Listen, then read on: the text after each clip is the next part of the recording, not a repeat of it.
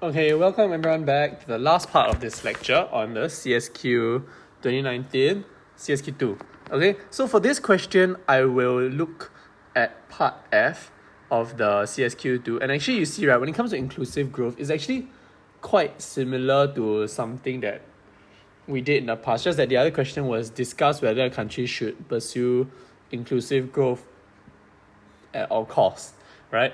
So we've already read through this, and let me just try and look through the extracts to see if there's any relevant piece of information that I might find, okay, about inclusive growth. So I look here, nothing about inclusive growth, just about how the US econ recovered. Very little, there's only the fact that the Gini coefficient is higher than average, so probably income inequality might be quite high in US. And then you see the Gini coefficient is steadily rising, right, which is not a very good sign. But after I ignore that, I just keep looking. This is just GDP growth, other macroeconomic indicators, right? So let's see if there's anything that refers to income inequality. Here's just unemployment. This is still unemployment. Here, tax cuts. Okay, so here, right, they say a sizable tax cut targeted largely at those at the top end of the income distribution seems likely. However, this will not be a very efficient way of reducing, since lower earners tend to spend a greater proportion of their income than higher earners. Nevertheless, the tax cut will still boost aggregate demand and further lower unemployment. Alright, so this one, it looks like there's something to do, they're doing something that's not very inclusive, right? They are lowering the upper end of the tax brackets, which means that the people who are maybe earning a median or very average income, the amount of taxes they have to pay is the same. But maybe those who are earning $1 billion a year, right? Under this new tax cut, they will have to pay less. Not very inclusive, right? Just to increase AD. Here, another one, infrastructure spending. The government wants to increase infrastructure spending, which will both boost growth and employment. So this one could be through the form of an increase in G, right? And this is a decrease in T. So these are both fiscal policy measures, which is why I am interested in reading through them. Interest rate changes, this is under monetary policy, so I won't dwell too much on it. Yeah, so generally speaking, US has from here, with very short extract, we can tell that US has a significant degree of income inequality. Okay, not very useful.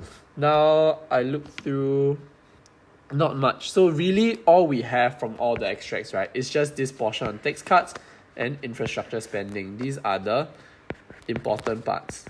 Okay, so let me look at my first key argument.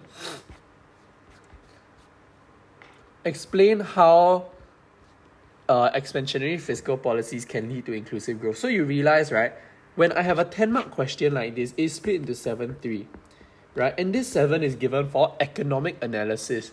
I need to be able to demonstrate to the examiners that I have studied my economics content and I know it. So I would use the opportunity to explain EFPs leading to inclusive growth here. And before this, before I even get to my key argument, maybe in your introduction, you need to remember to state or define what inclusive growth is, right? So inclusive growth has to be sustained, has to be broad-based across economic sectors, it has to be broad-based, and create productive employment, employment opportunities for majority of the country. Okay, so when I look at these, right, I just give a rough introduction to show the examiner that I understand what it means. Here, when I want to say expansionary fiscal policy leading to inclusive growth, usually when we explain expansionary fiscal policy for a policy question, our endpoint is actual growth. Am I right? But here we want to link it to inclusive growth. So we have to tweak our explanation a bit and go one step further. But fundamentally at its core, right, because this is explaining policy, I will still use my OWL framework. Just that here I may not use my L because this is not a policy discussion question. I'm not comparing between policies. I'm comparing the ability of a single policy to perform, to attain a goal, right? And the goal here being inclusive growth. So I'll just say that, okay, I'll draw the graph first, okay? Actually, I don't need to draw the graph. When I talk about this, right, by now, I think all of us would be familiar with the graph. So when I talk about expansionary fiscal policy, I define it as a rise in G or a fall in taxes, a fall in direct taxes, right? So if there's a rise in G, it will lead to a rise in AD. Very clear cut, right? Because G is a component of the AD. But if there's a fall in personal income tax, there would be a rise in consumption expenditure, leading to a rise in AD, because domestic consumption expenditure is also a portion of AD. And similarly, if I decrease taxes for firms, corporate tax, right, increase my post-tax profits, so there will be an increase in investment because now my MB, my marginal benefit of investment, is higher, resulting to an increase in AD also. So usually, if you have time, you can talk about all three, but generally, if I know I want to talk about inclusive growth and I'm running out of time, right, I know that I need to first achieve sustained growth. So either I talk about G or I talk about I. And in this case, I would choose to talk about I would choose to talk about G. Why? Because I would choose to talk about G for the very simple reason that in the CSQ, the extracts, right, they already told me here that the US president has indicated a desire to increase infrastructure investment. So I can kind of make use of what the extract is telling us in what countries plan on doing. So when I use an increase in G, right, so I would say that governments can engage in expansionary fiscal policies such as by increasing G through investment in the infrastructure, through infrastructure investment, right? Through infrastructure investment, right? So why I choose this point, infrastructure investment? Because you see, right, when I increase my G, undoubtedly my AD will increase. But when I build infrastructure, right, you realize that my productive capacity of the economy also increases, which means what? There's potential economic growth, so that economic growth is sustained to begin with, because the quantity of FOPs or whatever I have in my country is now greater, my productive capacity increases. So in the diagram, right, okay, it will just look like this.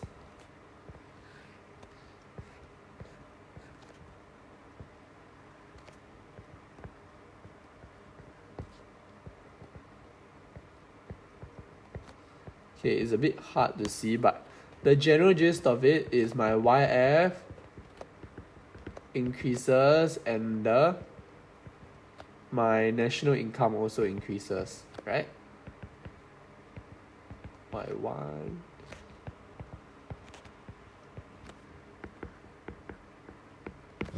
Okay, so here is the general diagram, and then from here, right, now is where I farm my economic analysis marks. So my increase in G, and then I'll talk about my multiplier effect. So I'll write it multiplier effect. I'll write out my multiplier effect, and then after that I'll talk about the increase in real national income reflecting an actual economic growth, right? So here the multiplier effect, everything, right, I expect that you all would naturally link it to the graph itself already, or the diagram that we draw. And then beyond this increase in G through infrastructure investment will also lead to an increase in productivity capacity, leading to an increase in long-run aggregate supply as shown by a rightward shift of the vertical AS, right? So rightward shift of vertical AS. Vertical AS from AS0 to AS1. So this is my potential economic growth, and then when I combine these two, I have sustained economic growth, which is one of my prerequisites for inclusive growth, right? So because when I do my expansionary fiscal policy, you think when I invest in infrastructure, when I invest in such investments, right, I would also need people to work in them, right? So it creates employment opportunities for people, that's one. But beyond just infrastructure, because beyond just infrastructure investment, right, when there's a rise in AD and a rise in national income, you realize something similar to what we discussed in the previous question. The government will have more taxes, more tax revenue lah. And when they have more tax revenue, they are able to engage in more policies, right? So if you can see where I'm going, I already hit the sustained growth part of it. I'm trying to reach the inclusive growth part of it, right? So I would say that because of the rise in real national income, so then I'll further. So normally when I do my EFP, right, expansionary fiscal policy, this is done. But here, because my endpoint is not economic growth, my endpoint is inclusive economic growth, I need to further my answer a bit more. So when there's an increase in national income, there's an increase in tax revenue, correct? As we explained earlier in the previous part, right? And when there's an increase in tax revenue, maybe the government can use the money to upskill workers,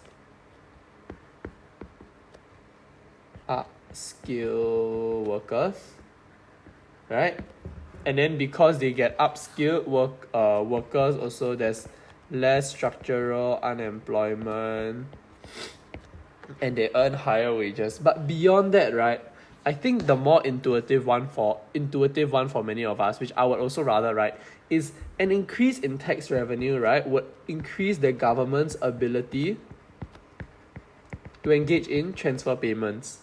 So government's ability to engage in, so then they can increase transfer payments to lower income households, increase transfer payments, so dealing with income inequality in the country, right? So ideally speaking, you should write both of it. Why? Because strictly by definition, right, inclusive growth creates productive employment opportunities, is broad-based across sectors, and is sustained. So I hit the sustained part. This part hits the upskilling workers part, hits the productive employment opportunities part, and the ability to help lower income families across different sectors by increasing transfer payments would hit the broad-based across economic sectors part.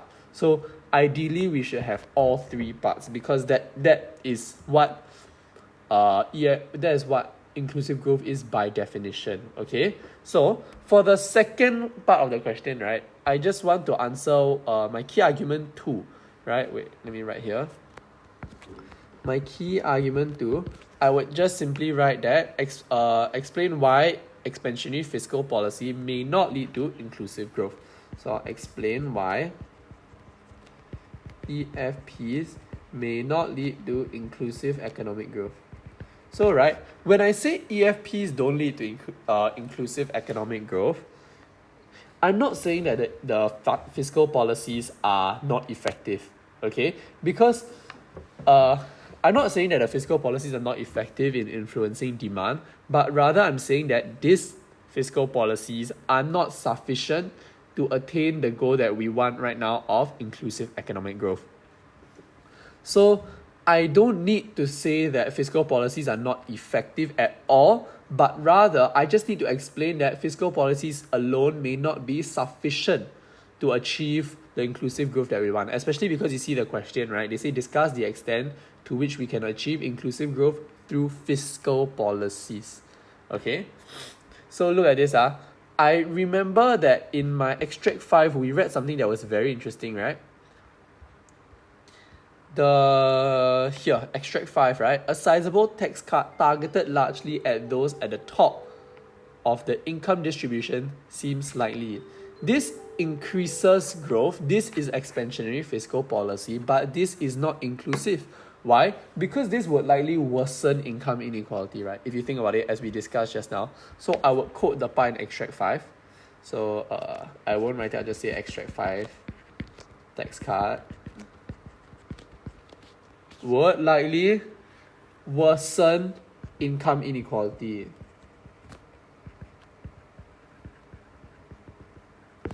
Right? And it worsens income inequality because it makes personal income tax less progressive. By right, the people who are earning the most should pay the most, and while they're still paying the most, they're paying proportionally less than they should, considering how much money they have. And this policy was planned just so that they could stimulate growth within the economy, right? But this is not inclusive. So because they decrease tax, right? They cut taxes for these rich people. It could also lead to lower tax revenue collected from high earners.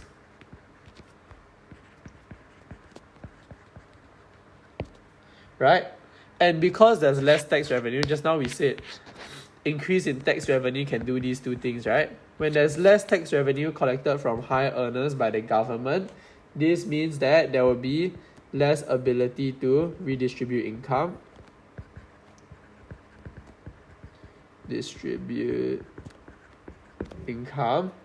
Right? And therefore, it would hinder the government's ability to achieve inclusive growth.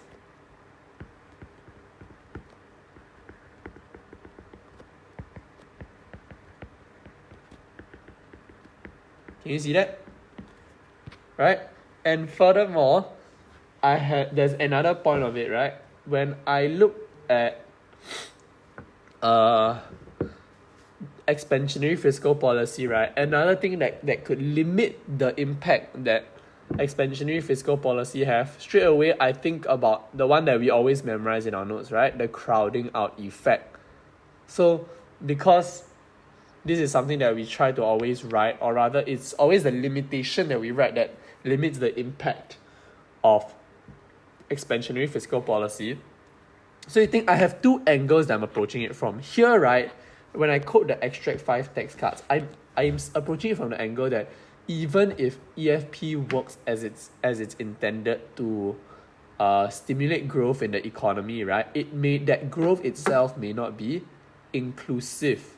But here, when I talk about the crowding out effect, right, I'm saying outright that the EFP itself by nature could not be sufficient, or there's a possibility that it's not sufficient to even stimulate enough growth in the economy. So if there's not enough growth in the economy, right, there cannot be enough inclusive growth. So this first part of the paragraph, I target inclusive, and the second part on the crowding out, I just target growth in general. Okay? So if the government is in budget deficit, what do they have to do to finance the EFP? They will have to borrow. And if they borrow, this leads to an increase in demand for loanable funds, causing interest rates to increase. When interest rates increase, what happens? When interest rates increase, remember, right, interest rates is the marginal cost for firms' investment, right? So there's a higher cost of borrowing for firms. So MC for investing increases, assuming the marginal benefit of investing for firms stay the same, right? Firms will invest less. invest less. So this leads to a fall in investment expenditure. So you realize my EFP, right? They work by increasing G, but then there's also a decrease in I, not increasing G or decrease in T lah. Idea is just that it's expansionary. But then because of the increase in G or the decrease in T, maybe their government budget is strained, they have to borrow more money. In return, it causes a fall in investment expenditure. So this would result in what? 180 increase, 180 decrease. There's a limited increase in AD or even in the long run AS, right? Because maybe the firms may invest less in capital goods, and then because of that, maybe the rate of capital depreciation is now greater than the rate of capital accumulation. Maybe on the firm side of things, there could be there will be falling negative capital accumulation, which means that the productive capacity of country would fall because firms invest less, and then after that the capital goods are degrading. On the other hand, governments will try to salvage that by increasing their investment in capital infrastructure, but the increase in productive capacity will kind of be nullified by the decrease in productive capacity from the firm side due to the crowding out effect, right? Which is why there'll be limited rise in AD and long run AS, therefore limiting the extent of sustained growth. Limits extent of sustained economic growth and consequently inclusive economic growth, right? No sustained, no economic growth. So generally, you can also go on with other limitations. Like you can also talk about small multiplier. You can talk about whatever you want. There is a fair limitation which could hinder fiscal policy's ability to deal or to achieve inclusive economic growth. But personally, to keep it analytical enough, I would talk about two. So one on tax cut, one on crowding out effect. Okay? And now, when it comes to the final, the evaluative conclusion, right? Evaluative conclusion. The 3-mark evaluative conclusion, what would I write? Ultimately speaking, right, whether or not fiscal policy is able to achieve inclusive growth depends on the type of fiscal policy.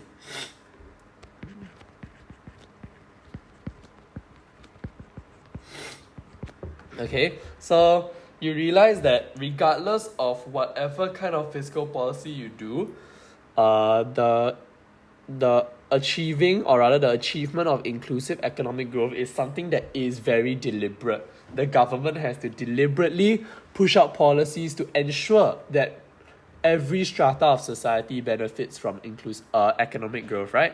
So let's say because just now, let's say I would compare, right? So a few that I talked about are increasing government expenditure in skills retraining, increasing transfer payments,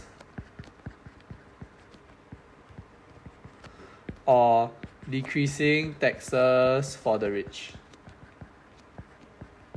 So you realize, right, when I compare between these three, even though all of them have an expansionary effect and all of them are forms of fiscal policy, right, you realize that it is very clear cut when I compare, depending on the intent of the government and what they choose to do, right, it's very clear that even though all of them have this kind of same outcome, all of them are very, very different in terms of how inclusive the growth they are. So I would compare how inclusive each of these are, right? Because I'm telling you, it depends on the type of fiscal policy. Correct or not? Beyond that, I think that we also need to recognize that even if we have good fiscal policy, right, fiscal policy by themselves may not be sufficient to lead to inclusive growth. So fiscal policy not sufficient alone. It must be complemented with deliberate or conscious effort or policies from the government to redistribute the income or kind of help the lower skilled, the lower paid workers upskill or find better jobs, earn higher wages. So they must be complemented with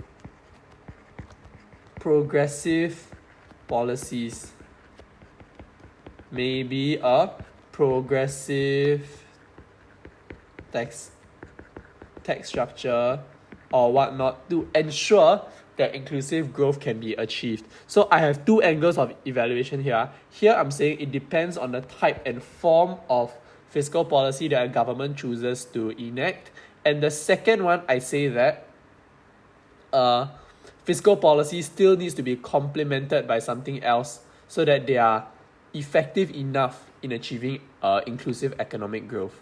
Okay, so that's about it for this lecture. We've come to the end of CSQ 2 of 2019. If you have any questions, you can ask your tutors.